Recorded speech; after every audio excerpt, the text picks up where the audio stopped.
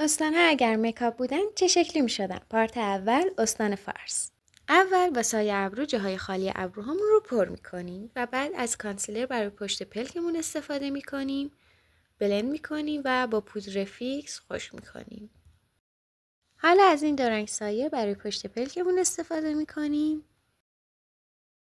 حالا یه خط چشم مشکی خیلی خوشگل می‌کشیم و بعد میریم سراغ جلوی پلکمون یک شاین کرمی رنگ میزنیم و بعد میریم سراغ کرمپوت میزنیم، بلند میکنیم و بعد کانسیلر میزنیم زیر چشم و بقیه نقاط صورت، بلند میکنیم و با پودر فیکس خشک میکنیم.